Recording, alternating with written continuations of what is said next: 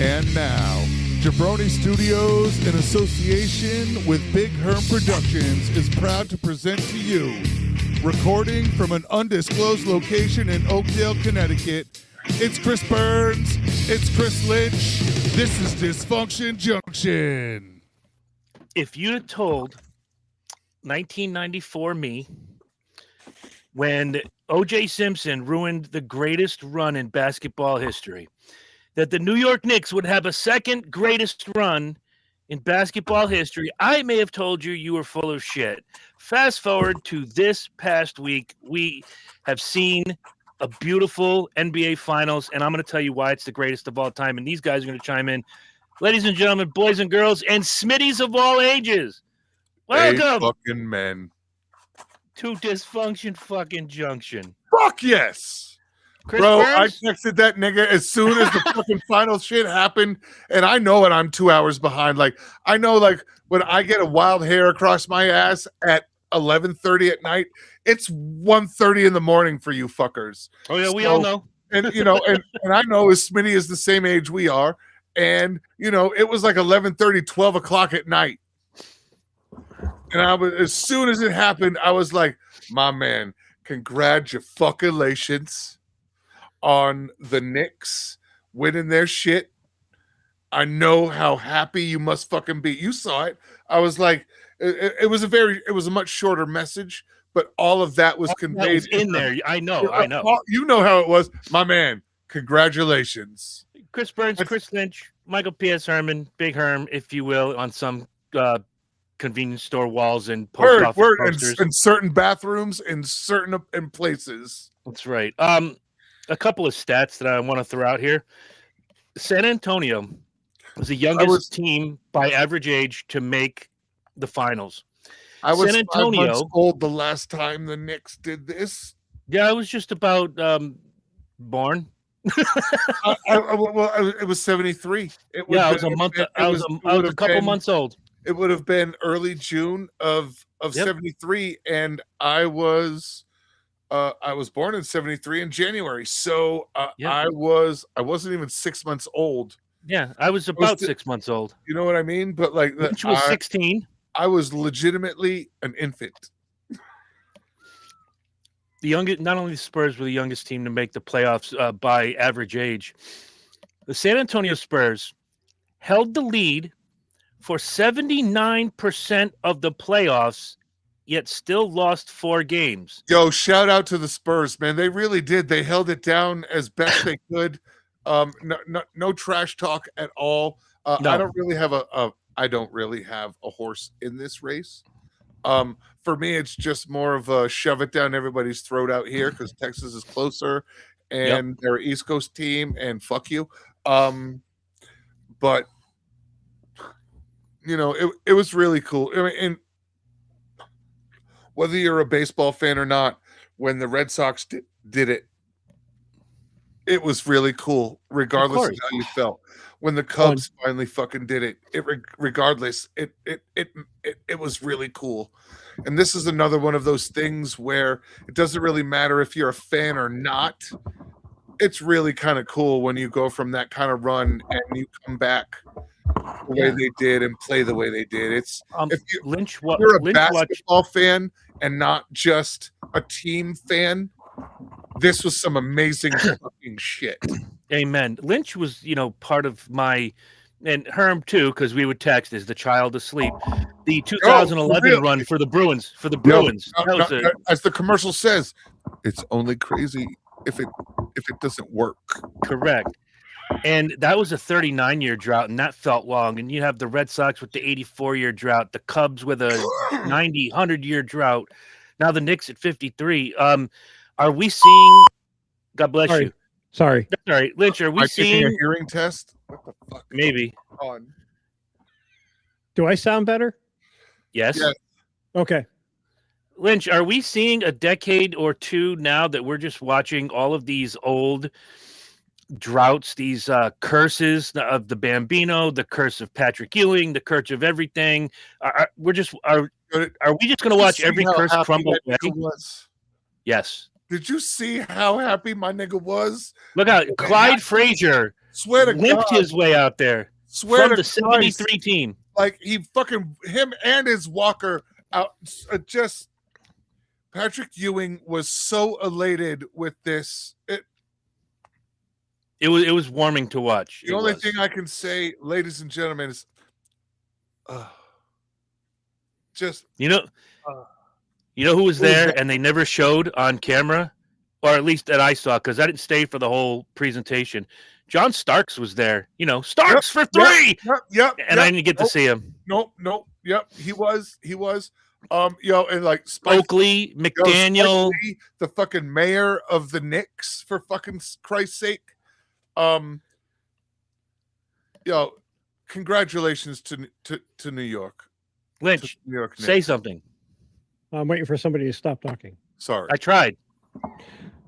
To give you perspective, I haven't followed professional basketball probably since then. I find it boring. Yeah. And I just wasn't very invested in it. Now, Understood. I can't watch a baseball game on TV, but I can. I don't like watching baseball. The only sport I like on television is football and some hockey. Mm-hmm. But I really got to be into the team. Ladies volleyball is pretty fucking hot on TV. I'm just saying. Well, I give the Olympics a pass because I just love watching the Olympics. But no, I think I'm happy for them. I'm glad they won. Probably the craziest comeback in basketball I've ever seen. Mm-hmm. Well, that game 4 was absolutely insane. That's what I'm talking about. Was that 3 or 4? Because they won. Which one were they What if down they by were, 30? That was 4. Oh yeah, They okay. won 4 and they came back. That's and that right. pushed them to 5. That's right. Because And when I got home and I turned it on, they had a day off, and then they went back to New York. Or, for anybody who doesn't watch, to Texas. Go ahead, Whatever game it was, they were down by 30, and they came back and won. at the half. At the half. That was game 4. Yep. I didn't watch it live. I didn't watch it real time. I saw it in replay. Yeah, I tried to avoid as many spoilers, and I just heard it. Holy shit! Did you see that comeback? Then I immediately found it. For me, what put that game on the top and what makes this finals for me one of the greatest I've ever seen was not only the comebacks, 4 comebacks, the Knicks rarely held the lead. That's a Freudian slip. They were fucking licked game 4. They were fucked. They were done. The Spurs put up 80 points at the half. At the half. I don't know what lit the fire under their ass, but yeah, I wish I knew what coach said to them when they went inside the Knicks. Yeah. And they said, guys, I want you to. I hope he basically said, I'm not saying a word. I want you to stare at that television for the next 14 to 15 minutes before we go back out there and look at that score. Is that what you want to be remembered for? The team that let them put up almost an entire game's worth of points in the first half. No, that was a great game. A great series overall. Absolutely. And the outcome was what everybody wanted, who is a New York fan. So, I mean, you can't be upset about that at all. Absolutely. And to watch them in the third half of that game hold the Spurs to 9 points. Yep. And the Spurs only scored from the half to the end 24 total points. That's a drubbing in that they basically put on to the Spurs what the Spurs did to them in the first half. Right. They just pretty much. Mm-hmm. They reversed it and said, okay, this is our game now. And that coach deserves all the credit in the world. There's a Hubie Brooks. The team, obviously, from top to bottom, what a gritty, awesome team. But let's not leave out the MVP of the NBA Finals and the playoffs in general, Danhausen. Okay. Okay. I don't know I don't know who at ESPN, TKO, or the NBA came up with this idea. It had to be somebody's idea. It started with Danhausen cursing Stephen A. Smith. Then he reverses the curse. The Knicks win 15 of the next 16 games. Only one loss to San Antonio in that time frame. It's marketing genius. Now, do I actually sit here and think Danhausen did this? No, Danhausen's a 205-pound wrestler with a goofy makeup job, and he's funny as hell. I think this was the Knicks year, and they just showed it. But how funny is that people just latched onto him like a little mascot? So let me ask you this: How close do you follow professional basketball now? Now, I catch a couple games a year. Do you think that with this current team, this championship team, that this could be repeatable in the next 10 years? I'll go out on a limb and do you one better. I think your finals next year will be these same two teams. Because San Antonio is a young team that has all the tools. They just didn't know how to finish. The Knicks are the gritty team that is never going to sit down and take the L. Watch those two teams be back next year. It could happen. It could happen. But if you go back and look, we really haven't had a back and forth like we did Lakers Celtics. And we haven't really had a basketball dynasty for the last, since Golden State won 2-3. Yeah, I was going to say Golden State was the last close to being one. Yeah, there's really no dynasties right now. I mean, I don't know who's a good team or who's a bad team nowadays because I don't follow it. I'll help you. New York is great. San Antonio is pretty good. You have the Cavaliers. I'm just going through all the playoff teams. I'm an asshole. Here are the 5 best teams you need to watch. Well, I mean, yeah, this year because they got there. But I mean, overall, I don't have any perspective of. Neither do I. Because I don't follow it. I really don't either. I don't really follow basketball. I'm a fan of a particular team, and I hope they do well, but I don't really pay attention. Mm-hmm. I'm not, and I had to wear Yankee gear because I outgrew all my Knicks gear, not because emotionally I outgrew it. I just got fat. I wasn't going to say it. I'm not going to put if I still had those shirts, I'd put them on, and you'd hear the seams screaming at you. And I would laugh. Yeah, I know you would. A lot. I think this team is good enough to get me back into watching basketball regularly. That's where my question was leading. Will this make you now watch more often? I think I could, but I have to make that decision again. Do I watch the Celtics or the Knicks? And I don't want to be that front runner, but there's enough people from my past, Smitty, Herm, a bunch of others included, be like, dude, he's been the Knicks. I followed the Celtics because they cut the Knicks games off of the Yes Network and put on Brooklyn for whatever reason. Yeah. And I could see the Celtics all the time. So I gravitated toward them. I can't say they're my favorite team. I can't say I have a favorite basketball team. I never really did either. I mean, the Celtics I would always root for because they're New England. And, Larry Bird. But, it's not going to draw me back in. I can't. I don't have the time or patience to invest in watching basketball. Yeah, like this me. year. This year, I think I watched 3 Knicks games that weren't playoff, and 3 Celtics games, and then I watched one of these game of the week where it was Golden State versus the Lakers because anytime someone can push LeBron James around, I'm a happy guy. He's a punk. He's a prick. Don't give me that he's the great, not you guys, because you're smarter than that. He's the greatest of all time. At falling down. He's a fucking snowflake. Sorry. Sorry, That's not okay. sorry. I mean, can we get him on a helicopter? Well, and here's the thing.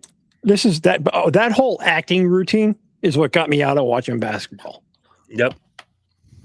And to stand there and listen to him cry afterwards. We don't make enough money to take this kind of abuse our bodies this way. Okay, yeah. I can't feed my family. Say that to the fucking football player who's twice as talented as you, takes 10 times the abuse on their body than you do. Say that to their face, and they're getting paid Even better. much less than you. Even better, do it to someone who, in the middle of their game, can throw fists. Say it to a hockey player. Mm-hmm.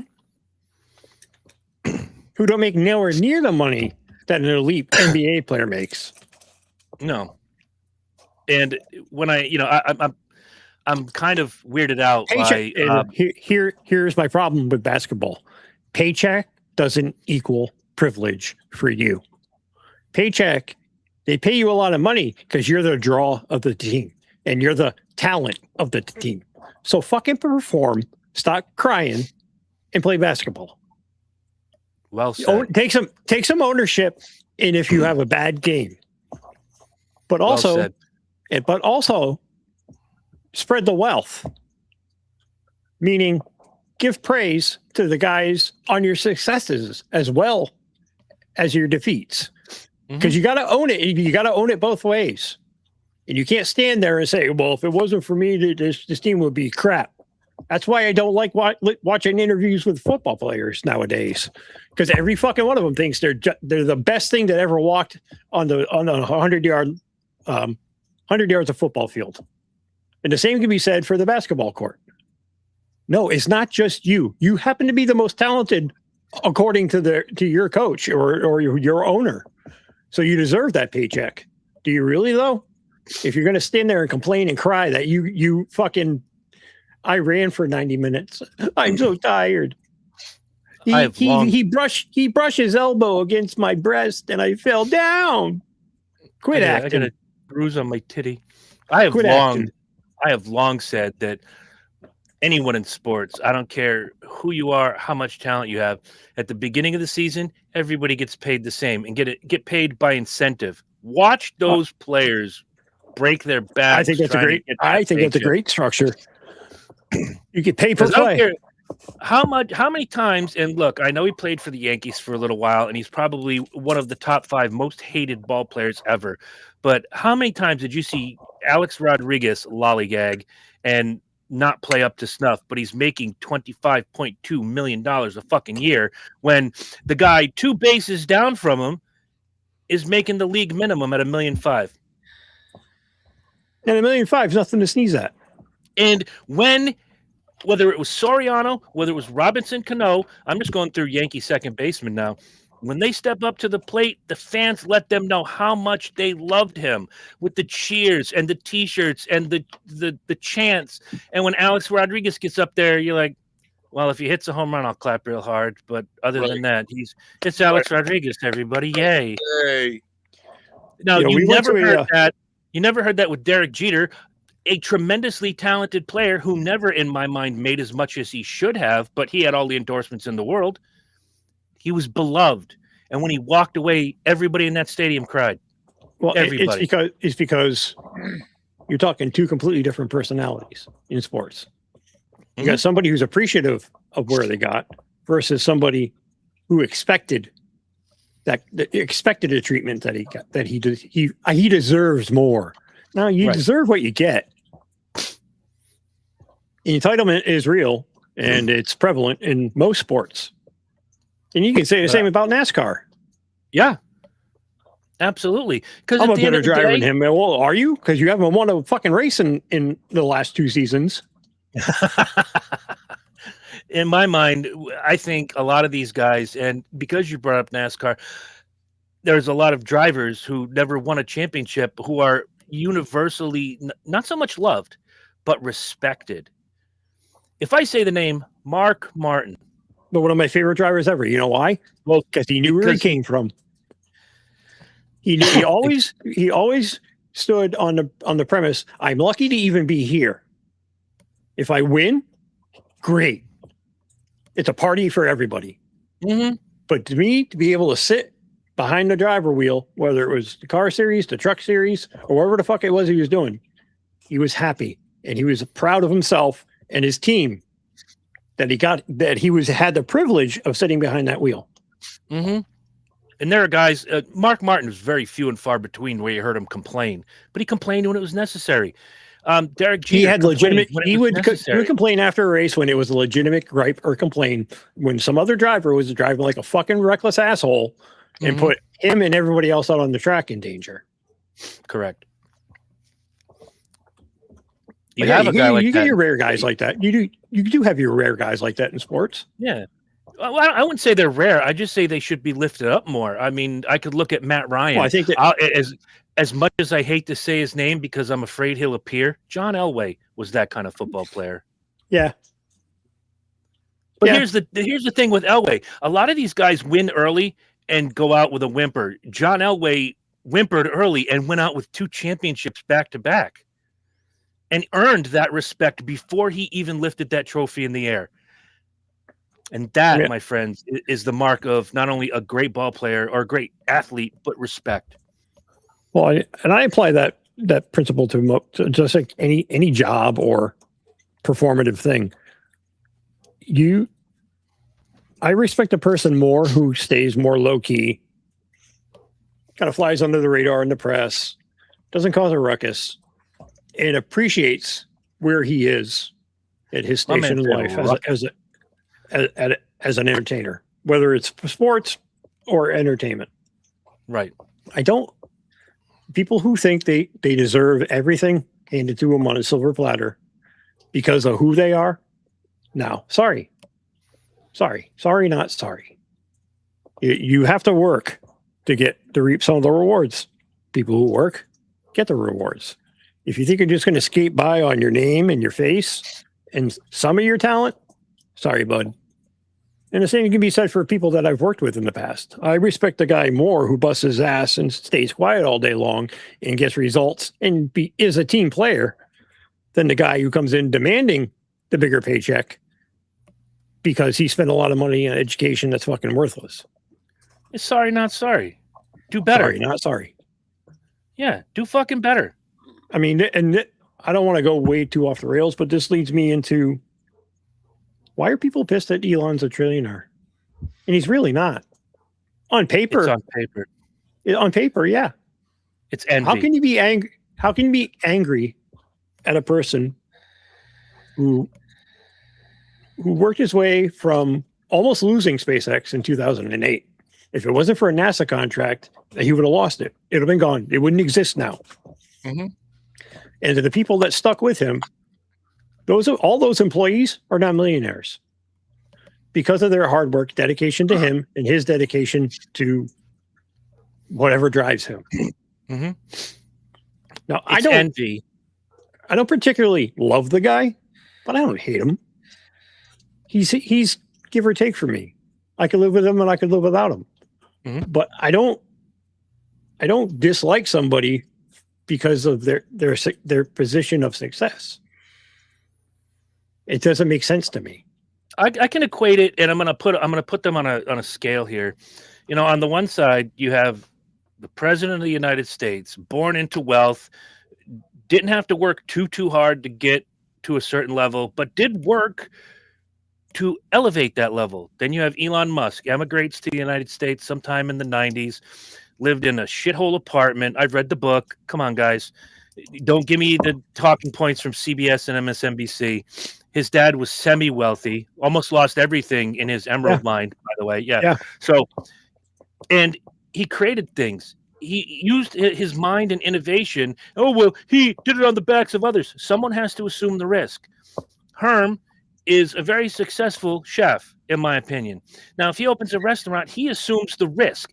The lights, the equipment, the food, the tables, the chairs, the everything. You work there. You get paid what you are worth. Bringing it back to the basketball, baseball, football, etc. thing. You get paid a salary. If that business goes under, you don't assume any of that risk. You go out, you find another job. Maybe you're put off for a month or two, sometimes longer. Herm's eating everything. And Musk put so many things together. PayPal. He started and founded PayPal and then sold it and used that to create Tesla, create SpaceX, do all these things. Do I like his cars? No, I have a particular term I use for electric cars, fag wagons, because they're all the tree-hugging environmentalist bullshit people, but it's a popular car. It's a solid those are the car. same people, but those same people are the ones calling him a fucking evil piece of shit now. Of The ones who course. embraced his vehicles. I mean, the hypocrisy writes itself. Of course. And the fact that he did something that no one else in the history of our space program has ever done, I'm going to build a rocket that we can use more than once, a reusable rocket, the Falcon. And when they tested it the first time, it blew up. They've tested it other times. A couple of them have fucked up. But that's how you find out what goes wrong and you build a better rocket. You learn from your mistakes of your previous failures. And if he didn't do that, crying. Keep going. If he hadn't done that, he wouldn't be the company it is today, and he wouldn't be a fucking trillionaire because he tried. He didn't give up. The people that work for him didn't give up. They took that data from the failures and said, "This is what went wrong. What can we do to prevent it in the future?" What's wrong with that? Well, he should be like Ford. It would be like Ford making a car that continuously kills people and not changing the item that continuously kills people. Mm-hmm. Break it down to the brass. Maybe you'll get lucky and get a good one. Let's break it down to brass tacks. The people that are listening to morons like AOC and Bernie Sanders, who, by the way, preach to you while having 3 houses, a private jet, a security team, etc., so forth, yada, yada, yada, want to tell you that we shouldn't have trillionaires. Well, if Elon Musk didn't put his heart, soul, and entire ass into these businesses, he wouldn't be one. If he didn't create things that people wanted, supply and demand. I'm not saying he took advantage of our system because all he did was build things. He could have failed 5 times over. But that's the advantage of our system. You build something that people want, the people will buy it. Then you build more. Then you expand. You go over here. You go over here. What's the next mountain I can climb? And he climbed those mountains. And on paper, he's worth every dollar of that. Now, for all the bleeding hearts saying, well, he should give his money away. Wait a minute. You should give your money away then. Fair is fair. You might not have $1 trillion, but, give $20 to charity now and again. The charitable people are always the quiet people. Well, nobody knows that they give $20 to a bum. Nobody knows that they write a $100 check to a friend's wife who is dying and does a GoFundMe. They don't publicly say out loud, I'm volunteering at this gimmick. They don't. You know why? Because it's none of anybody's fucking concern. Well, and it also this part of this ties into the sports argument where people complain about the price going to a sports venue. You know what? You have the choice not to go. Mm-hmm. You speak with your dollar. Your dollar with your wallet. You've always said that. Your dollar and the lack of spending it at Foxborough Stadium or Yankee Stadium or Fenway. You don't want to, you think it's too expensive? Don't go. For me, it's a treat. We don't do it 16 times a season. Maybe go once or twice. Mm-hmm. You get my fill. And you know what? We did this. I think you saw what we did this weekend. We went to a Yard Goats game and had a fucking blast. Oh, the other thing you did. I didn't want to tell them what you did at the bus station. No. They didn't arrest me for it either. Thank God. That was a long shot for a But my point being is, you don't, just because somebody has something, were you ever going to get it? No. Then shut the fuck up. That any $1 of that trillion dollars he's worth, you were never going to get a piece of that. And what would you do with even a quarter of that money? You wouldn't know what to do with yourself. They'd be on that show that my friend likes, the lottery fuck ups. I wish I knew the name of it. I know you're talking about, yeah. Where they win $50 million in the Powerball, and within 2 years they're fucking flat broke because they bought 6 jet skis and houses for their friends. And by the time they get done with their shopping spree, they're like, okay, let's invest. I can't invest $12. Shit. Yeah, I'm broke. I'm broke again. But I got 6 jet skis. Well, that's something I think that should be more prevalent in sports, period, is wealth management. How to manage that now. They should teach that now in the last 10 years. It should be started in fucking high school. That's something that translates into regular life. Agreed. I mean, I'd be curious to see. I would be curious to see, because I don't know. I don't have a kid in high school. I don't have kids. I almost don't. I know. Next week. How many school systems offer a home ec class that offers personal finance. And the days of balancing a checkbook are kind of over because you have that instant balance right on your phone with an app. You should still learn how to do it. But like you tell these kids, you indoctrinate them that you have to go to college or you're not going to be anything in life. You need to make money. But do they teach you what to do with that money? Probably not. Because educators are very short-sighted. They're looking to grind these kids through so they get millions of more dollars through the college doors. Yep. Of these public universities, and then the private institutions that charge an arm and a fucking leg. They just want it's a churn and burn system. Mm-hmm. And I think it's sad. I think the closest thing that I ever got to something like that was my government and economics class. Mr. Mazzarella, one of the greatest teachers ever to walk the face of the earth, sat us down and had us write, like, it wasn't a term paper. It was just, I'm going to see how much you've learned. You've just inherited $1 million. What are you going to do? What is your goal? And a couple people were very smart. They were, not me. They were like, oh, well, if I inherited $1 million, I would invest half and I would use this to do this and this and this. And they're already thinking about growing their wealth. Not me. I failed the exercise. Like cocaine's and hookers. Right? And cocaine was in capital letters. Yeah. The NFL 10, 12 years ago started at the rookie symposium having 2 days of how to manage wealth. And it was, who it was taught by? The guys who floundered their money. Bernie Kosar was part of it. God, I can't remember the other guy. Andre Rison was a part of it. Oh, God. Guys that really did piss away a lot of their money and at times played beyond their contract or took bullshit used car commercials just to rebuild their wealth. And not to the level it was at when they were a top level athlete. So to your point, that's a good thing. But when you're making, and I'll use Alex Rodriguez again, because I don't pay attention to who makes what anymore. I don't care. Play the game. That was fun to do when I was in my 20s and 30s. But Alex Rodriguez has a team of people that help him manage his wealth. Part of that, the downfall could be some of these guys that trust the wrong people and they're taking a little bit more off the top than they should. Yeah, and then that burns me.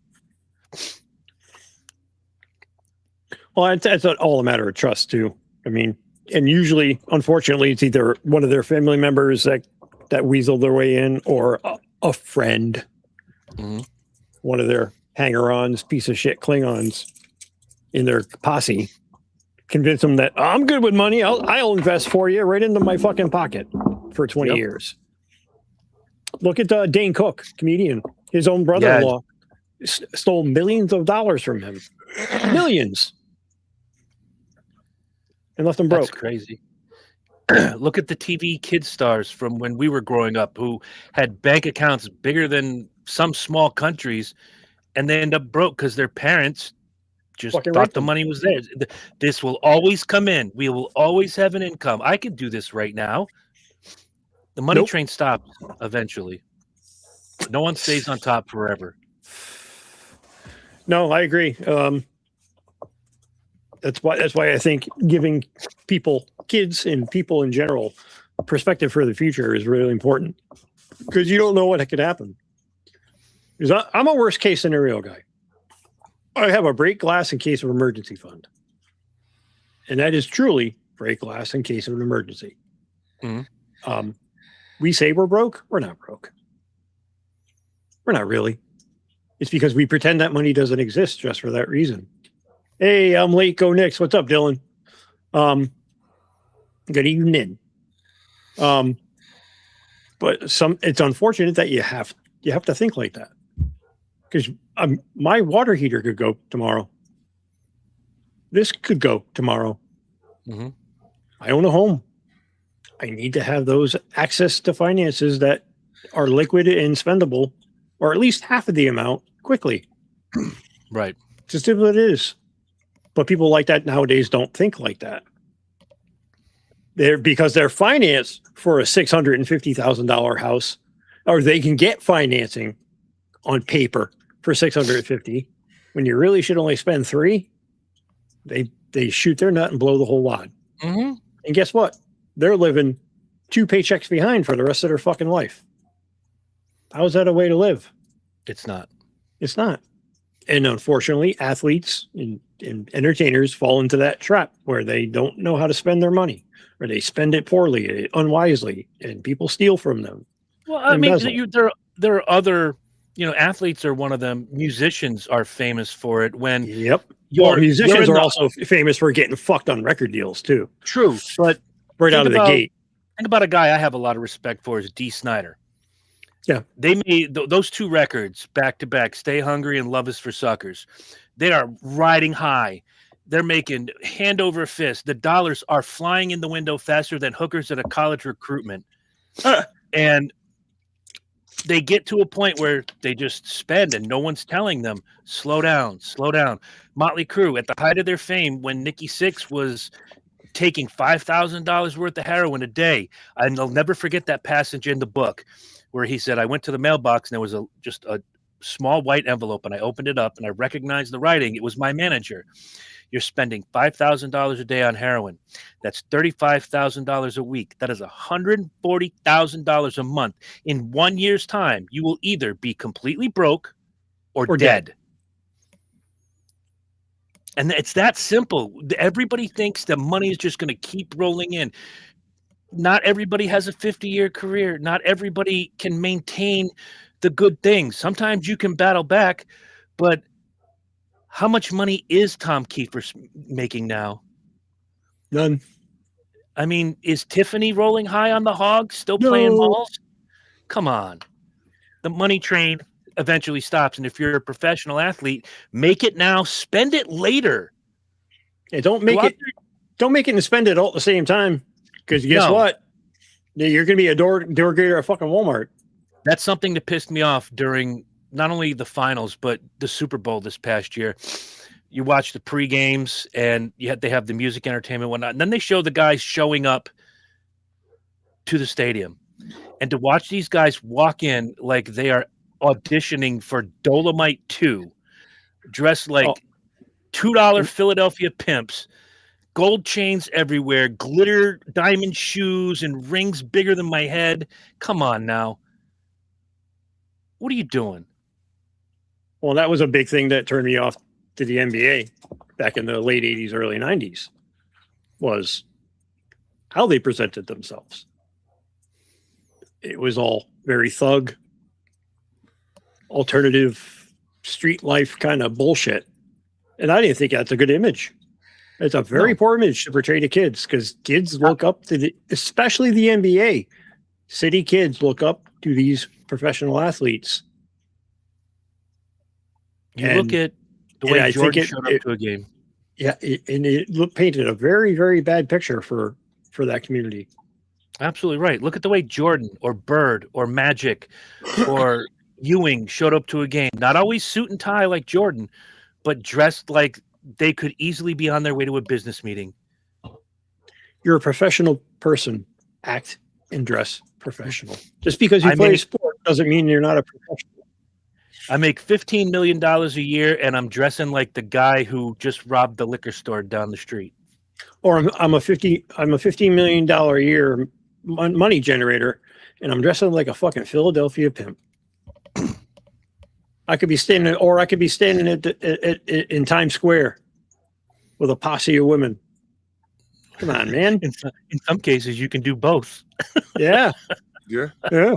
Yeah. I mean, Michael Vick always dressed for success, and he had a dogfighting ring. Go figure. He didn't dress like no cholo, I'll tell you that. No. Well, it was all about appearances. Mm-hmm. That's a guy who kept the appearance of it straight and narrow when he really wasn't. That's unfortunate too. It is. It's unfortunate too. But let's use him as an example, though. He lost his job, lost his contract, lost all his endorsements, goes to jail, comes back and fights all the way back. He got like one more quarterbacking job. Now he's an analyst. He does charity work for inner city youth. Like, he's out there doing the things that he should have been doing instead of running a dogfighting ring. When I like to see current guys involved in that kind of shit. And outside of a couple, I don't see a lot in many sports these days. Oh, again, I don't really pay attention, but I mean, I hope that's happening now, currently, where they are laying down the roadway to be a good role model to these kids. Oh, there are some more than usual. It's unfortunate. Another big unfortunate thing is that kids, when I say kids, anybody under 18 years old, are glued to social media. And social media is the biggest marketing tool for free that has ever come down the pipe for any entertainment, any sport, anything in the history of ever. Social media, you can start a page and pimp your shit. Yep. And you can also start a page and pimp your life. Like what we talked about last week with the YouTube couple that had the abortion. You're putting yourself out there. Maybe you want to lead by a positive example. Even if I don't agree with the way you live, if it makes you happy and you know it can make somebody else that follows you happy, God bless you. When Emma was little, she would, or even in her teens, she would watch these TikTokers, but they were showing her how to do things. They were showing her how to cook, and they were showing her how to do crafts and do things that were, just something other than I'm doing a silly little dance, subscribe to my channel and monetize it. She was learning how to do things. And fortunately, I think that the trend now is, especially on YouTube and TikTok, is that most of the stuff now is more entertainment based instead of that's fine impulse skit or challenge or this, that, or the other. Like a lot of the shit we watch is all entertainment channels. Like our YouTube watching habits are body cam videos, especially at airports, because my wife loves those the best. Airport drunken women are the funniest motherfucking people to watch get arrested. They used to fly Spirit. Oh, those are the best videos when it involved Spirit Airlines. You see a big yellow Tylenol rolling down the tarmac, you got yourself a fight coming down the pike. But we watch police cam videos. We watch reaction videos. Leon Lush and his wife, Donut Operator, more police cam videos, but we also watch stuff that I like woodworking. Johnny Malecki has a huge YouTube presence, and he's a former football player for the Pittsburgh Steelers, who got injured and found another career. He became a woodworker. That's a positive fucking role model, if you ask me. Yeah.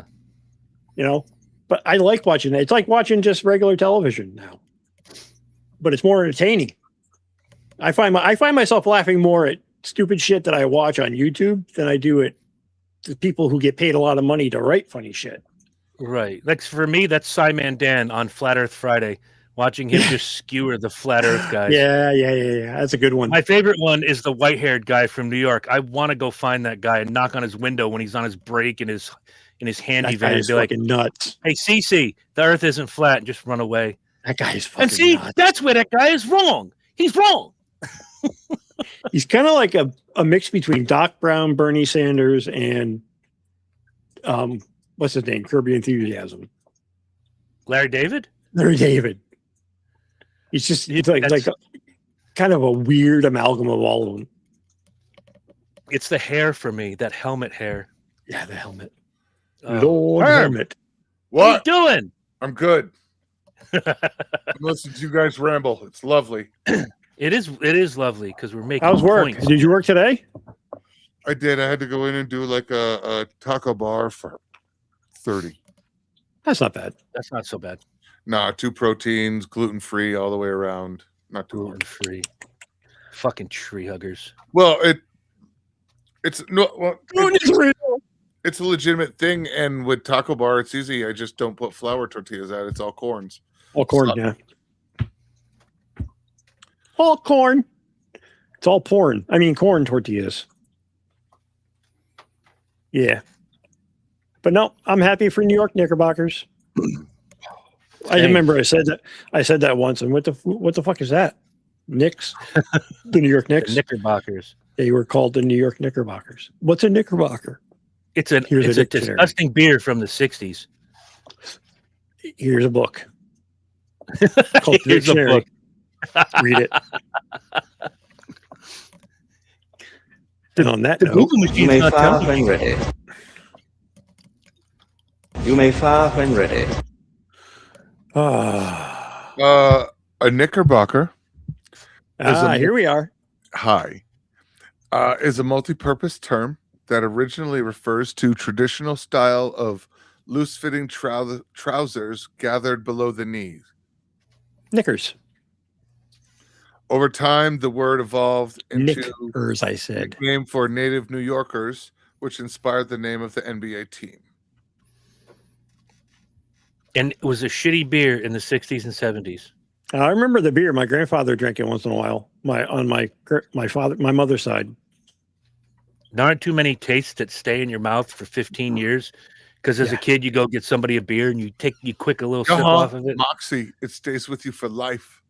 Shut up. Shut up. It's like somebody Hey, makes. Herm, you want some Dr. Brown's celery soda? It's like somebody. It's right next to the Moxie. Like brown sugar, and molasses and tobacco spit. This is what happens afterward. What is wrong with you people? I only got one store around here that sells Moxie, but I am going to the land of milk and honey Moxie. And we're trying to put them out of business. No, we're not. Yes, Because we are. when I leave Vermont, I will have 2 cases of Moxie in the back of the car. When do you leave, Saturday? Maybe. I'm not sure that's the flex you think it is. I'm just. Oh, yeah, it is. If Marsh were here, he'd be like, you bring one back for me? Yes, I am. I'm going to bring 3. Marsh still likes 80s porn bush. Hey, everybody's got a kink, dude. That's why he loves Everybody's my. got a kink. He looks at Lynch's beard and Yo, thinks, I don't that's probably what remember where I Samantha watched Fox it. is. I don't remember what platform it was on. Okay. But there was a pretty decent Donna Summer documentary last night. Okay. That I watched. It was pretty good. Has anybody watched the HBO the Earth, Wind, and Fire documentary? No, I haven't. I keep wanting to watch it. That shit. I love Earth, All Wind, and Fire. Oh my God, watch it. Such a great band. So much talent. Absolutely. Lionel Richie. No, that's Memorable Commodores. tunes. That's Commodores. That's Memorable tunes coming out the wazoo. That was Philip Bailey in Earth, Philip Wind, Bailey. and Fire. Phil Sorry, Bailey. that was later. But yes. Earth, Wind, and I really like Phil Bailey. I thought his solo stuff was really good. Fire. who's that? Phil Bailey. I really liked him. I love that. I knew it. Song. Stop. I didn't even get. I didn't even get the thought out of my mouth. I knew it was in your fucking head. I could read it. It was that fast, and I spit it back out. That was Go the ahead, first man. song I ever learned start to stop on the drums. Easy Because it's such Lover? a good fucking groove. Those fills are great, Yeah. and the groove is solid. Well, you know, It's 4 on the floor, just those all the way fills are through. Great because those fills were Phil Yes. Yeah, Phil by Phil. Phil McCracken? No, Collins. Collins, bitch, Collins. Sometime after 1988, I don't know when it stuck in his head, but it stayed there till about 2004. You could catch Herm at any particular point in time just singing "Easy Lover." Just Love that tune. he could So be in do the I. It was kitchen. awesome too. The video was It takes your awesome. heart, but you won't feel it. And he just sing out of nowhere, like it's his job. It was my job. You could be It's more- underneath the you know car. what? It I wasn't- could go it to his wasn't- house. It wasn't. Oh, it was read not it. my vocation. I could go to his house. His dad and Herm could be under the hood of a car wrenching some shit. He'd be like, Mike, go get me a 9/16 wrench. And he'd be like, she's an easy lover. Like, shut up already. Great, Pick a new great. song. Change your channel. Great It's like the beginning of Sledgehammer. As soon as you hear it come on, you got to listen. No, that song annoyed me for years to the point where I can't. I'll go back and listen to it right now after the show. But when I would hear that da da da da da da, nope, I'm out. I can't. There's something about that song I absolutely That's not the part. despise. That's not the part. That's not the part that's important. It's the part before it. Well, they don't play that on the radio. Of course. They Oh, don't, you mean 'cause they that suck. they sound like a Yeah. weird bird call. I get it. That part. You could Yeah. summon a generation with that bitch. Yes. Yeah. That's what I'm saying.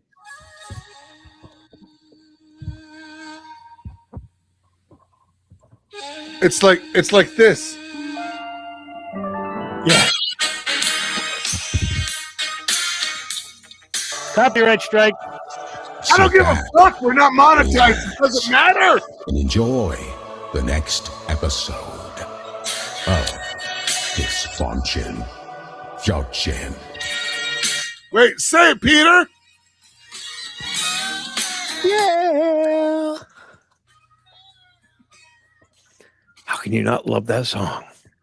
Bro, love that I'll shit. write you a list. I'll write you a list. Bro, there's nothing like pulling up to a light with that blaring on the Goldwing, and everybody at the light has to listen to it too. I'll take Big Time over that song any day. Big Time's that whole album is Big fucking Time's good. phenomenal. Well, that whole album is fucking amazing. Let's be honest. Peter Gabriel is fucking Hot great. take. Oh, That's Peter, probably yeah. that hot take. That is Shock the probably Monkey. I will play Shock the Monkey at the loudest fucking volume possible on any system it ever plays on. Go ahead with your hot take. Peter Gabriel. That album so is probably the best of the decade. Any style, any class. I would say I would that kinda is the have to best of the agree and decade. say that album could be used on a list to define a decade. Oh yeah, put it in the top 20 easily. Well, his career there, that span of his career post Genesis, from the mid '80s until the early '90s, Yup. is iconic Mhm. because it Bro, again that people sound to launch the fast. sound In such a short time, it was insane. between that album and that song "In Your Eyes" featured in that movie. Yep. Was like I hear that song, it brings me right back to that time. Red And Rain again- was the same way. Red Rain. That all right. Peter Gabriel is probably one of my favorite artists, one of my favorite musicians. Period. I'm not gonna lie, Bro, I had he's that record. He's Extremely talented. a great artist. He's an exceptional musician. Yes. Yes. Without question. And to your point about Shock the Monkey, I can listen to Shock the Monkey Peter Gabriel, or I can listen to the version done by I think it was Ministry with Ozzy Osbourne on vocals, and I get the same vibe from both of them. Yo, I have a new Halloween costume. Has anybody seen Peter Gabriel lately? No, does he look like Karen Carpenter? Looks like you. Oh, look, wait. He looks like my friend Walter. That's what I'm saying. I have a new Halloween costume. There You you have go. to trim. You you get have the to trim the goatee. gimmick Yeah, down. I'll trim it out. I'll bleach it a little bit. I'll make it work. All right. What was the one- So first of all, we can go back a couple records now that we've hit the Peter Gabriel thing. There's something awesome about Salisbury Hill. Okay, I can get on board with that. There you go. And the one was it the house in the Fisher boat, or the boat and the family, and they take the boat out, and yeah, Well, that was right around the same time as Paul Simon Graceland, which is another phenomenal album. oh my god, top to See? bottom, great fucking Right. record. See, there's another one. 1983 to like 1987 when it was that short period of time. Where all When the it bands was- broke up. Well, no, not that, It's not like that, Everybody got real hot, and then they all said, "Fuck this, we're out." not that. It's where I'm going with it is the cultural influence that inspired that music was really, really prevalent Mhm. in that couple of year time frame. The African sounds, the fusion, the jazz, a lot of jazz. Like you look at Was Not Was, Yo, Oh, hot big take, horn, Walking big Dinosaur. horn. hot take. Can I say? I'm gonna say this. Fuck it. Duran Duran was better than they got credit for being. Absolutely. Amen. I think they're criminally 100%. underrated. Criminally. And they got better. They're one of the few bands that they came got out hot and got better. Their albums got fucking better. And Whether or not they sold tighter, better, they and got better. their albums got so good that the band split up, and individual members of the band went on to create other bands that were fucking top 10 bands. Anybody remember a little thing called the Power Station? Arcadia. See, they were that good. Seven and the Rag, and they were all still that good. and then they got back together. Seven and the Ragged Tiger is the best Duran Duran album. Yes, is the best Duran Duran album ever. Dude, what's that song? The Reflex. That whole album. Yeah. Well, I was going to ask, what's your favorite track on that record? Which one? Seven and the Ragged Tiger? Seven and the Ragged Tiger. I think we're all going to have a different answer. We're all going to go, ooh, your choice is really good too. Go past me and let me think for a second. All right, Herm. Best track off Seven and the Ragged Tiger. I'm looking right now at the track. I don't need to look. That's what I got to do. I do too, because there's so many good songs on that album. And mine was a minor hit. It didn't go huge like some of the other tunes. For me on that record. album, it's The Reflex. Okay. I'm going with Union of the Snake. It rocks. Yes. Total props. Absolutely. Not a fan of New Moon on Monday. But it still hits. It still hits. It still does. It's just not like it doesn't make the top list. But yes, Union of the Snake, The Reflex, that shit was hot. Mm-hmm.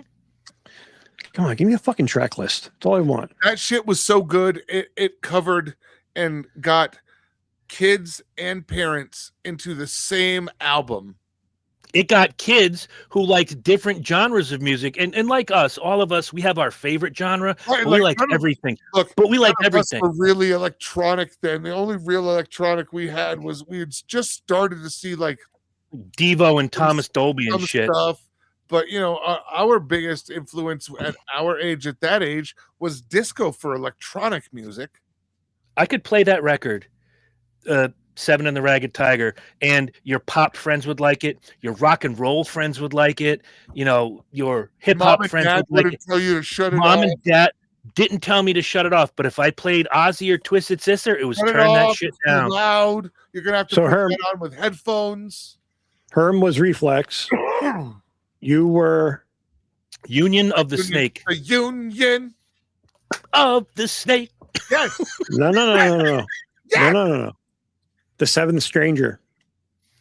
Ooh. Is my favorite cut on that album because it's a complete departure from from everything else on that album, but it still fits.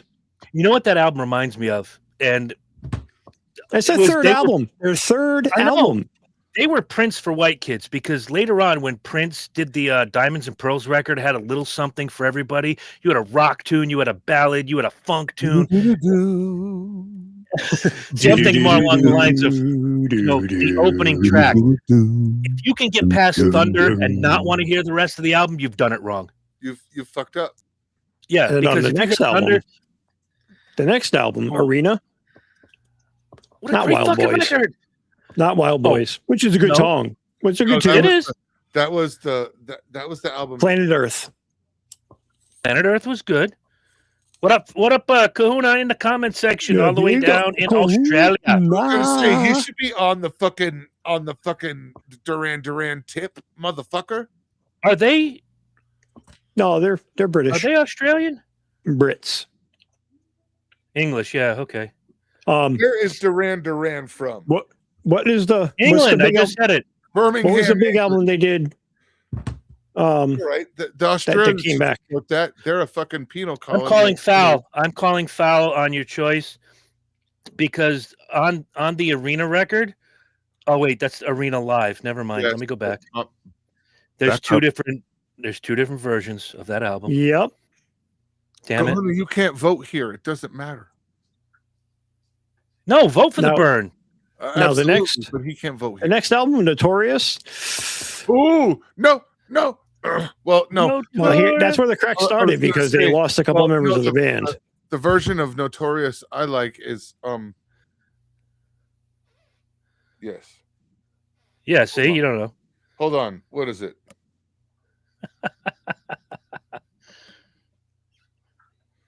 Get back but that to album- Herm on that one. My favorite But that album- Notorious song is the Loverboy version.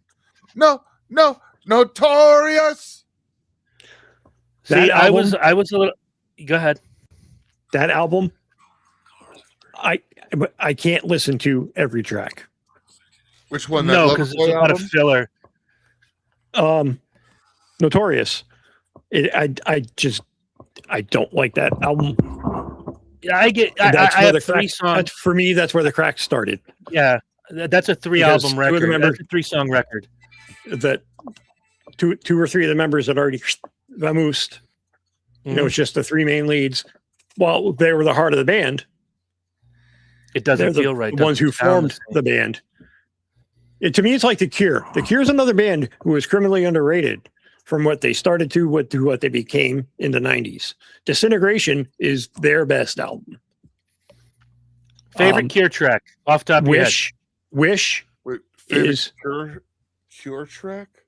Yeah, what's your favorite? a letter Cure to song? a letter to Elise is probably one of my favorite. Like the Cure? Yeah, The The Cure. Oof. I'm a big fan of Kiss Me album. Kiss Me was good. Yep. Why Can't I Be You is a great tune. I'm still mean- partial to Love Song all day long.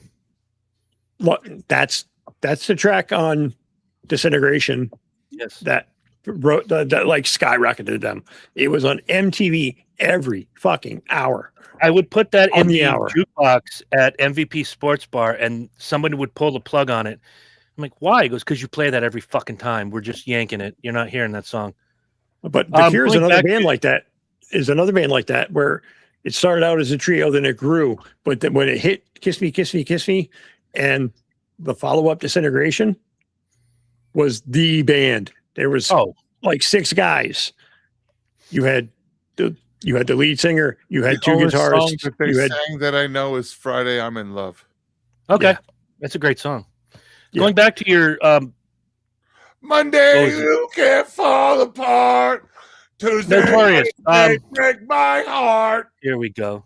all right, hang on. I should Thursday have done this doesn't earlier. even Thursday start. doesn't even fucking start. Um, Saturday. Shut up. Notorious was a 3-track. Notorious should have been an EP. It was 3 tracks and a bunch of filler. Obviously, Notorious. I like Skin Trade and I love Vertigo. Vertigo is probably my favorite song in the album. Okay. Meet El Presidente Can Suck It. Winter Marches On was just every other pop British bullshit that you ever heard. That song sounded like a holdover from like 3 albums ago. Can we It was go just something to laying around. easily? I know this is a fight that we can have for days and days and days. Can Do we it. go to my favorite yeah. Duran album? Oh, do it. The Wedding album. I am respectfully going to pull out of this conversation, sir. No, you will respectfully take part in this conversation because there's so much good stuff on this record. And 2 of my favorite, if I made a top 10 list right now of Duran, 2 of my top 5 come from this record. Hang on, I'm getting there. Okay. Like Big Thing, I wasn't a fan of. Mhm. Decade was the album that had It was on Decade. You know who should be, not only Kahuna should be on the Duran show, Christine Coons, Mike's wife. She could school us all and we can make Duran trivia and she would win. oh All right, now she and I were one of the minute only 2 fans that, of Duran in high school. thinks Oh, that Trent. that Trent. Ordinary World Mhm. is what everybody knows that album for. However, Shotgun. Shotgun was good. I go with Ordinary World. I keep off my list. Too much information. Shotgun Undone is Love good. is the only track on that album that I have in my fucking title collection. I like Come Undone. Come Undone is, to me, top notch. That was their And- big comeback. That's Yep, the album and I was Brett, trying to think of. I just call it Duran Duran because Oh. it's not really the wedding album. It's self-titled, and it was their Right. big comeback in '92. Actually, Breath it's just After called Breath. Duran Duran. The album is officially, according to title and my licensed fucking shit, it's called Duran Duran: The Wedding. Okay, Oh, okay. that makes With sense colon. it makes sense because of the cover photo. And look, not But- to be rude, I know a lot I of don't people think of out it that there way. don't dig deep into Duran Duran. I dig deep into every artist I get into, but Well, I mean, Breath After Breath. we know niggas that go deep into Depeche Mode. That's true. Sorry about that. Everybody sit That's the okay. fuck down. Breath After Breath. If you haven't heard that song, go check it out. Breath After Breath, a good tune, It is. very good tune. It I've just always been it doesn't hit me sucker like for deep tracks. it just doesn't. Yeah, it doesn't hit me like other tracks do. I'm a deep Right. track guy Ordinary- too. Well, yeah, Ordinary World came out and it was the hugest thing. And when Come Undone, which is my number 1A, it flips between that and Union of the Snake as my number 1 favorite of Her all name time. is Rio, and she dances on the sand. Yes. Great. Her and the other girls on film will come hang out with us. Yeah, they will. There's no ordinary world that we live in. Yes, girls on film. All right, I got an idea. It's There's the 3 of us. onion on the steak with Wait, port you know, wine. no, stop. Stop. Look, I'm sure that's not the lyrics. I know for a Girls fact. on flam. However, the chef in Girls me on flam. totally appeals to the onion on the The steak. guy Yes. who's going to be grilling this weekend at his daughter's graduation party. I am going to sing that when The Yeah, onion father-in-law on the steak. on the and steak. port Slices of red wine. Bermuda and lay it over this. The onion on the steak is. With port And wine. we're gonna break, we're gonna shake, we're gonna steak. Wash your sister sauce. Yeah, That's You're a welcome. top 5 thing. That's a top 5 thing that we should all do, not against each other, but What? send like Herm 3 artists, and Herm sends Lynch 3 artists, and Lynch sends me 3 artists. And Do we have to come up with a top 5? give me your top 5. I can Because do we that. can do Kiss and Duran Duran and fucking Prince and all of that 6 days a week, twice on Sunday. Each time it'll be a different show. But even if somebody did give me Kiss but they wrote a little star next to it, no singles, nothing that Right, was like- ever released.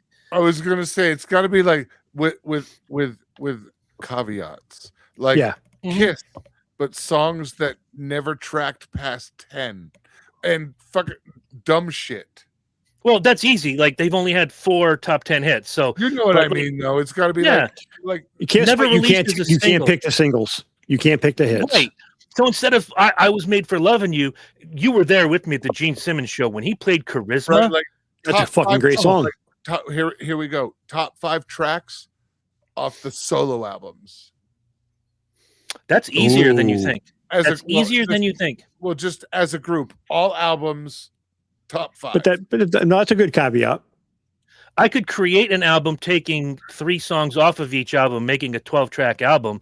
The 3 Side Boys did that several years ago. But the yeah, I Jerky could do Boys? that. No, the 3 Sides of the Coin guys. Hey, yeah, their chisel chest. Yeah. Tommy Summers and Backup Band.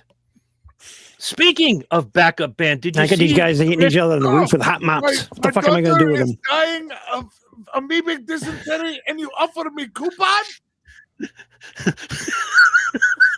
Shut I got the these Hispanic fuck guys up! up. I got these guys up my roof. They're hitting each other with hot tom mops. Yo, for What am I real. going to do with them? Tell me the 3 of us could not have are not the living embodiment of 3 of the Jerky Boys. Swear to Yeah, fucking Christ. I got Hey, sand yo, in my ass listen. nipples, and I'll bring my shoes and my That's what I'm glasses so I have them. That's what I'm saying. Yo, chisel chest. Herm and I overdosed on that one Jerky Boy record that led off with the pizza thing, and we had to play it like 16 Bro, times because I we was gonna couldn't say, make it all the way We through. listened to that cassette tape. We put it in, and it stayed in for every ride we took for 6 months. Sir, Yeah. if you're unhappy with your pizza, I was if you're a big unhappy fan- with your, shut the fuck up! My I daughter was a is big sick fan of and the Jerky dying. Boys. I was a big fan of the Jerky like- Boys. That's why I You know like what? Crank Yank. That's why I like Crank Yankers when it came out. That was good It reminded me a lot of So let that. me get this right. You're trying to unload some stones? Yeah, kidney. Saul Rosenberg. It's Ratso Still my Rizzo. favorite. I'm I fucking like Frank dying. Rizzo a lot, but there's something. Hello, yes, this is Saul Rosenberg, and I think I'm dying. You think you're dying? Yes, it Oh, the Jerky Boys movie was fucking awful. was Awful. terrible. Pablo. Awful. Pablo, Pablo. Pablo, honey. Come I to- do that at come work. to Come to Florida. Wherever I work. Wherever I've ever worked. I say that at work. You don't even understand. I say that at work sometimes, and nobody gets it, but just me, and I giggle. One Like, guy Pablo- that I work with understands it because Pablo, I'll just Come sneak to it in. Florida, honey. Fat Matt, we were just talking about Duran Duran, and somehow we got on the Jerky Boys. We got to the Jerky Boys. It was a pivot from fucking hell, but here we Pablo? are. Yes. You washing your ass? Keep yourself clean. Are you washing your ass? Are you clean? So wherever I've worked, I always will say something like that, like from the Jerky Boys. Pablo. When it's like dead quiet. And I Yep. wait to hear somebody else giggle. And then we immediately become fast friends. Pablo, honey. Pablo, honey, did you wash your butthole? Okay, there's a trivia question for you, Are you and clean? one of you will get it. What famous tired. 90s alternative rock band named their record, their big hit record, after a Jerky Boys bit? 90s alternative band. 90s alternative band, and it had one of the biggest hits of the 90s on that record. It was the single. Nope, it was the album was named after a Jerky Boys Oh. bit. The single, I can't. If I tell you the name, you're gonna be like, "Oh, I got it." I don't know. Herm? I have no idea. The band was Radiohead.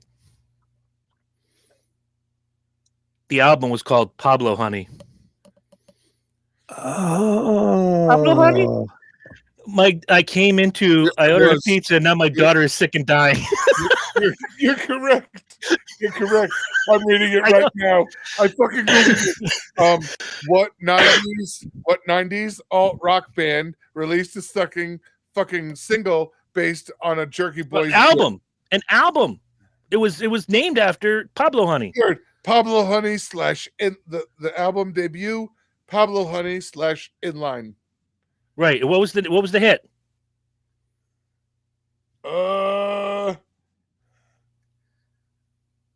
I don't know Radiohead enough.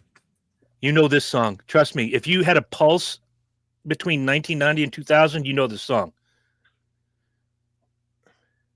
What's the name? Sure, I do. Just tell me what the fuck it is, asshole. Creep.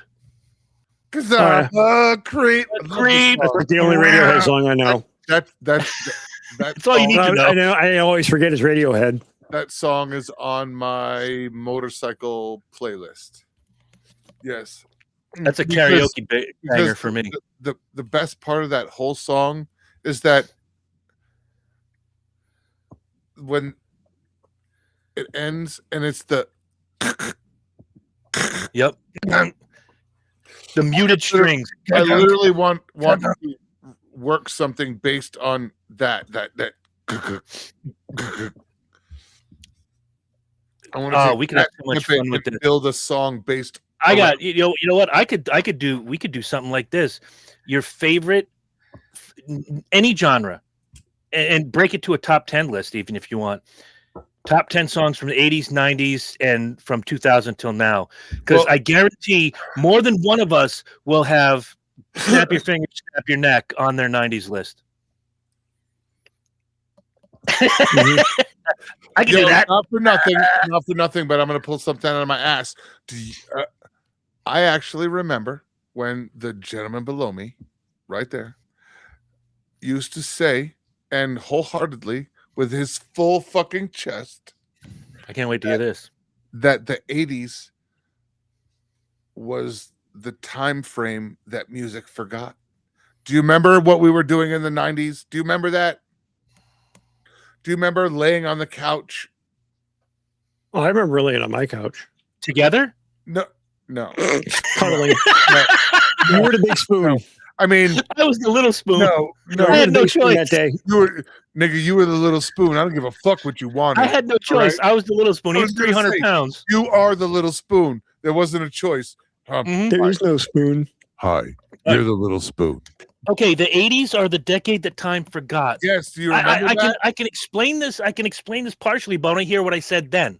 No, but that's what that was you wholeheartedly felt that for a long time. Yeah. And we both agreed on that. And it was fucked up because I'm pretty sure it had to do with the time we were and the age we were at the time. But I can remember it. Okay. Down to is that the 80s were an entire decade of transition, and there was nothing solidifying about the decade, and that's what both of us already knew when it was 1991, 92. But when you look now, right, how much 80s influence there is, it's a good feeling. Since 92 to now, the 80s are so fucking rock solid, it's fucked. Oh yeah. I'm the little spoon, and I want to be your mayor. Hey, that could go on a poster, Matt. You don't know, baby boy. Hey, dude, we do live in a heavily Native American. Is the little spoon? Hold on, Matt. We live in an area that is heavily populated by Native Americans. Mayor Little Spoon sounds like a good name. Chief Little Spoon. I am a person of Native American heritage, so Chief Little Spoon sounds. No. Mayor me. Little Spoon. If I'm the chief, I'm Chief Bootnaka from the Slapaho tribe. No, he can be Mayor Little Spoon. I'm going to be Chief Big Spoon. That's right. But when I get my own tribe, I'm Chief Bootnaka from the Slapaho tribe. That's right. No, see, not me. My tribe is the Fagawi. Fagawi? We're the Fagawi. No, we're the Fagawi. I remember that conversation. New York tribe. That's right. No, we're the Fagawi. Who did I go see? Where the fuck are we? I went to see a show that weekend. Okay. I went. That was the weekend I did 3 shows. I did Van Halen, Vince Neil on the bass. I did Pantera at Lupo's, and then I did Tom Jones at Foxwoods. And I looked at the crowd at Van Halen. Dude, it's Van Halen. They somehow transcended. But when Vince Neil went on, and he was just coming out of one of the biggest bands of the 80s, nobody cared. They were getting beer. They were getting gimmicks. They were getting popcorn. There might have been 3,000 people in front of that stage for Vince Neil. And then when changeover happened, I couldn't move because now there's 22,000 people squeezing asshole to elbow. And that's when I realized the 80s are, at the time, I thought they were going to be the decade that time forgot. But they gave us so much great music. And when you look at like movie soundtracks and TV shows, look at Stranger Things. There are people who wouldn't piss on Metallica if they were on fire. But they tell me, Chris, that one Metallica song, I really like that. And it was dun dun dun dun thank you. Master Puppets. And when Eddie Munson played that in the underneath the upside down or whatever, and all the demons blew their heads off. Oh, you know what it is. I can sing that. Right? Homegrown, cross the bone. I got it. If you ever want to have a good time listening to Tom Jones and it's not one of the classics, Lynch, look up If I Only Knew from The Lead and How to Swing It. The lead 1993. Swing It. It's Hold on. When he introduced the song live, he said, and I've seen him 3 times, it's from The Lead and How to Swing It. Well, the nigga is British. That's true. That's why I continue to call it the lead and How to Swing. That's what I'm saying. Just because I'm American, fucker. Isn't he Scottish? Welsh. Yeah, Welsh. whatever. He's Welsh. Yeah. I knew he Not wasn't. Welsh. I know he wasn't, Great Britain. He wasn't Like American. British. And he ain't American. You're going to have to go Ain't back and y'all do that science entertained? project again. 1994.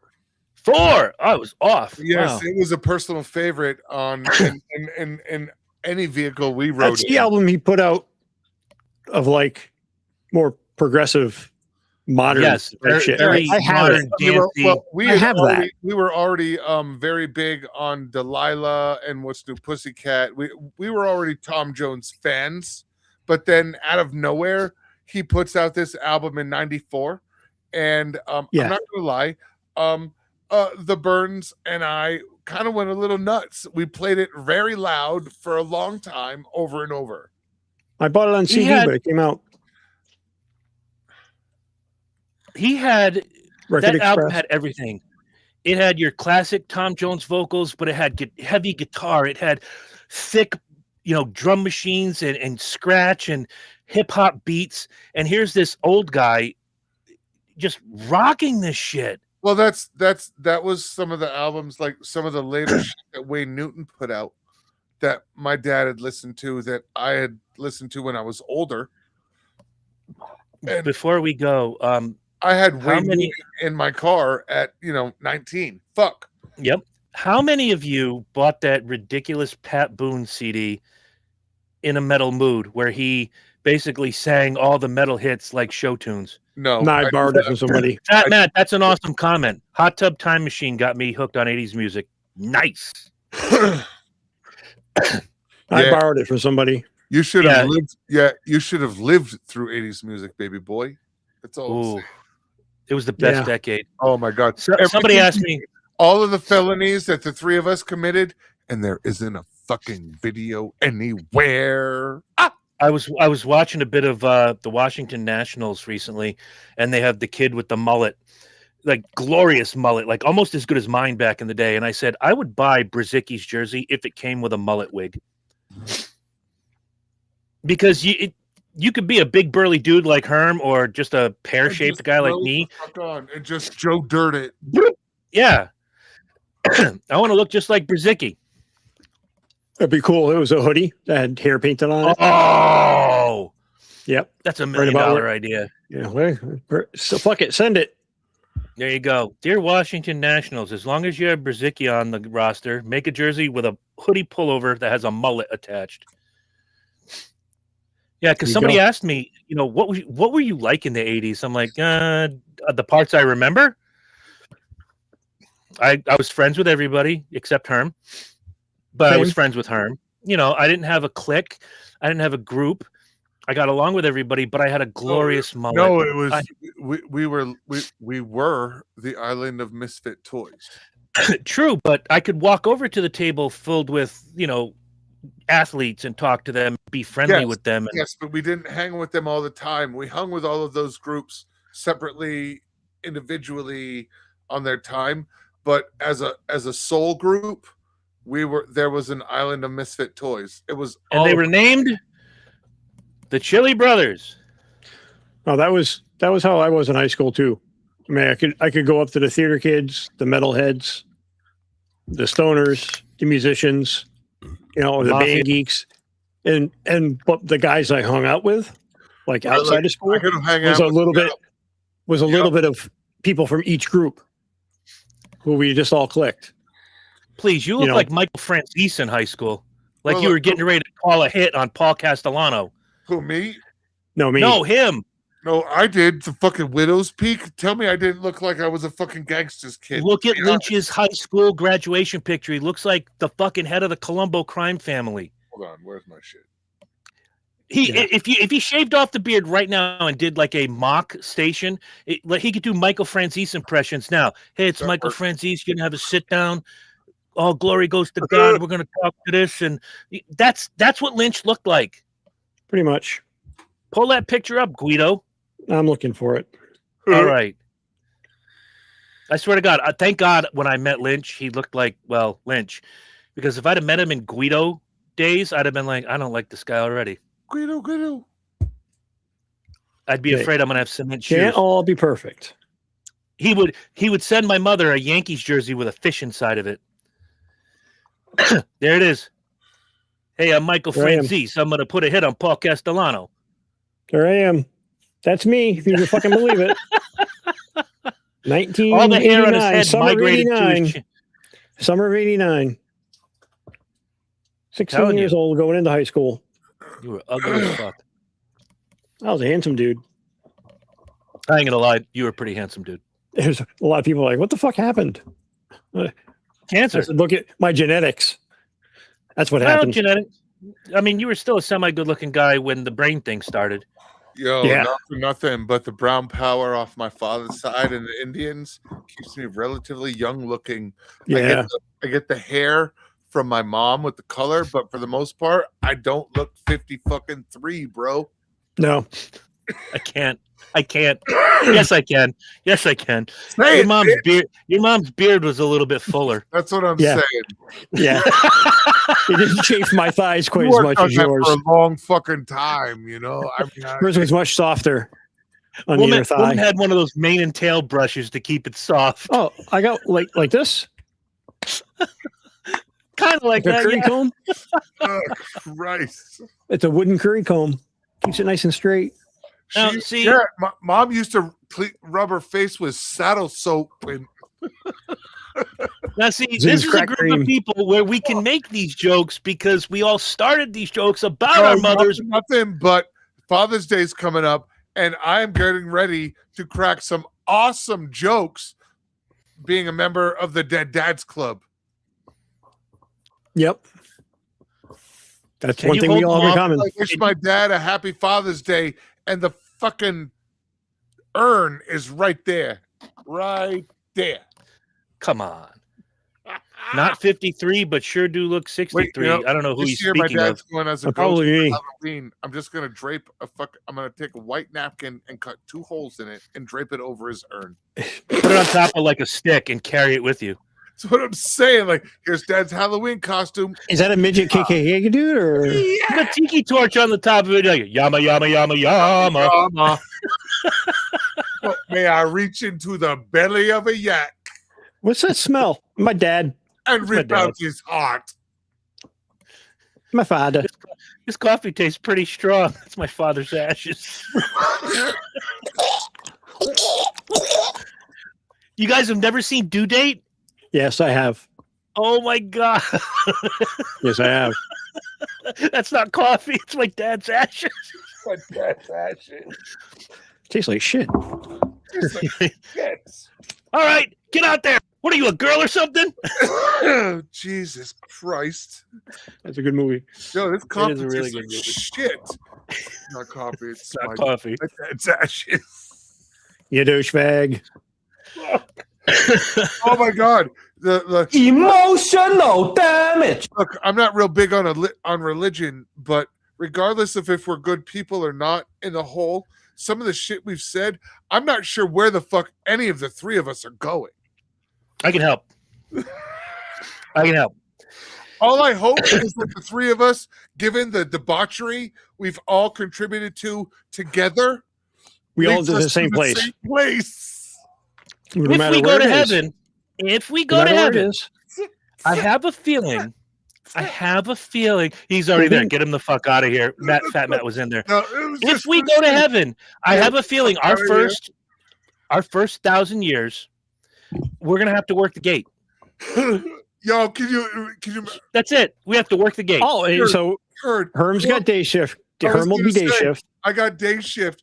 I'll be Oh, grave, and you can be yeah. swing because that's I'll be oh. swing. I want grave shift. okay. I I'll want take day the fuck- shift. I want the fuck jobs that show up at 3 a.m. Yeah.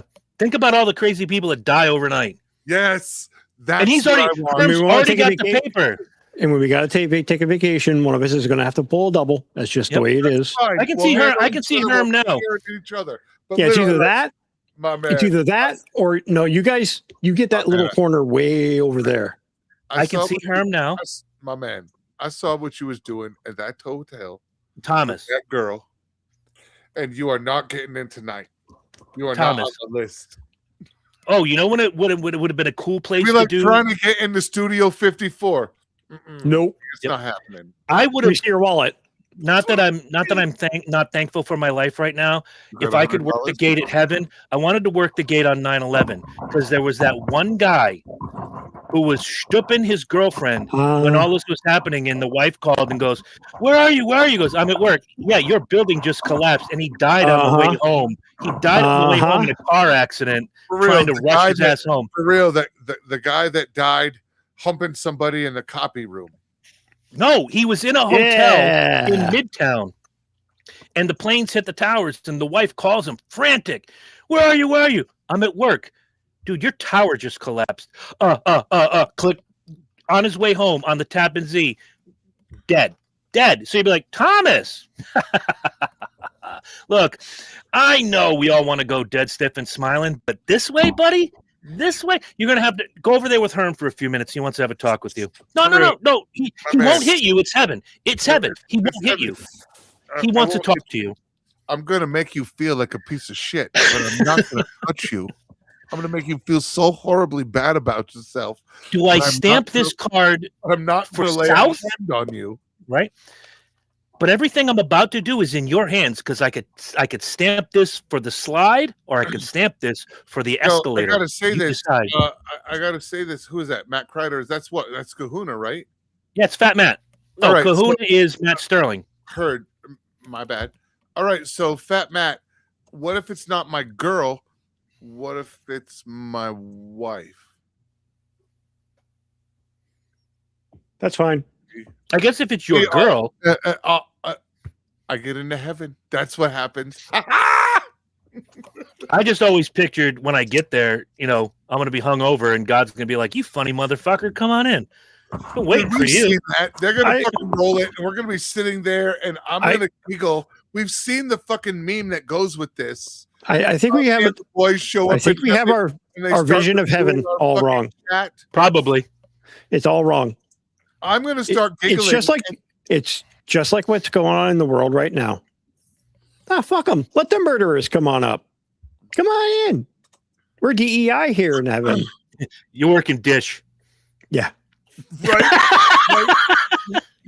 You start dish. You get in the cafeteria. You working dish. What I'd really like to happen is it be like what we're talking about, and we just get our little chunk way over here in the corner where we can judge everybody from a fucking far. Ooh. Just like we do now. Ooh. I was gonna say, so basically, And we're going to have our own podcast in heaven. We sit up there on a park bench and just talk shit about the people we're watching down below us. Absolutely. It's really no different. We just up above that shit. Right? Yeah. I can hear it now, Lynch, before we go. It's like, welcome to the Pearly Gates and folks we hate. I'm Chris Burns. This is Chris Lynch. This is Big Herm. And he goes, heck yeah. Yeah. Right? Damn right. No, Darn right you no. are. Yo, Lynch, look at this guy down here in the fucking park. Oh, he needs to stop doing that That's what I'm right saying, fucking dude. now. No, come here. Look at this. Look at this guy down here in Central Park. Yo, come on. Herm, come this way. The guy in the Celica in Philadelphia. Yeah, he's in his car. Yeah, he thinks nobody can see him, but is he jerking off? Is he jerking off with both hands? Yes, he is. And we can see it. Put him on the list. What we would do in heaven. Oh my goodness. By Herm, Burns, and Lynch. All right, I got to go talk racing. You guys got to go do whatever it is you guys do. And yeah, let's make some weird musical top 5 lists for next week. I am excited already. I got to go eat Marcello's leftovers. Ooh. Herm knows what I'm talking about. I'm making sliders. Dude, they're Marcello's in Cranston's veal parm. Oh my fucking God. Yeah, I have prime rib sliders. I'm cooking tonight. Fuck you. Hope you choke. I know. They're terrible. They're going to taste like a shit. I did grind the meat myself. Shut up. Just They're going to taste like shit. No, they're not. Fuck you. I'm sure you got a panel of MLK, Charlie Kirk, Hitler, and Ozzy doing a podcast to see who gets approved in heaven. I think one of those names is not in heaven. And I don't want to say any names, Hitler, but yeah, I don't necessarily know that Hitler made it to the pearly gates. I mean, I think he got on the fast track to hell. You gotta remember, you have to have a villain in the judges. Okay. that's me. I'm the villain. Yeah, but you didn't kill 6 million people. Not that you know of. So you would have to kill 40 people a day every day since you were So born. you're saying you're Challenge Hitler, you're Hitler in his second life, or is it his third? But I'm here is a fucking challenge. Look at his gimmick. Look at his gimmick. He can't hide it anymore. Well, I do have to say, it's much grayer now than it was when you Yeah, it's first gonna threw take it. another decade to get it fucking full and not. But it's not bad now. But not as it was like 3 years ago. But it's still there. It's Dude, Sunday, I was brushing my beard before we went out, and I pulled out this one long red fucking hair out of my beard. I don't want to know what you're doing with a hooker. Okay, Whose bed have your boots been under? That's what I'm saying. It was mine. That's what I'm saying. Sure, That's like under Whatever. here, whatever. right here, Look, right here by my jaw. I love you. You I can have lie to this yourself, but you don't have 3 to or lie to 4 us. little strands of red hair growing. My beard used to be red when I was really young. When I was 14, 15, it came in red. Like rusty. All right. All right. Well, for Rusty Lynch I was going to say, For Krusty Herm. Oh, Rusty Jones. and Dusty Burns, Dusty Burns, baby, saying good night on Dysfunction Junction, baby. Oh, Jesus Christ. You just messed up. God.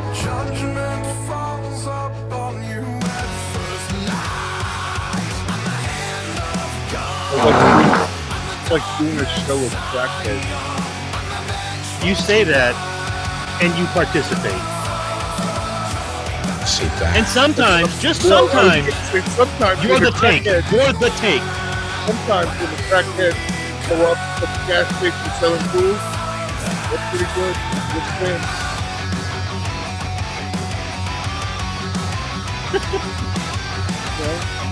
$10 drill is a $10 drill. There's something about me you don't know, Joe Rogan. I smoke rock. I got You got nothing. Good night, ladies and gentlemen. Peace.